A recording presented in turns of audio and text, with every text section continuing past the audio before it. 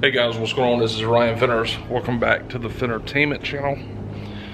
So we're gonna do a 1 year review from the amazing clear cast from being outside. We did it on the mailbox last year, January 17th.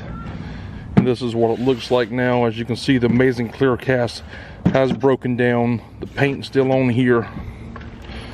And on the back side of here, where the flag goes, the amazing clear cast is actually still there, but up here and down here it's actually broken down. So that's been a 1 year review on that. However, I wouldn't use it in any kind of direct sunlight. I think even Alumilite says not to use it outdoors. I did it anyway. Other than that, guys, I appreciate y'all watching, and we'll see you very soon.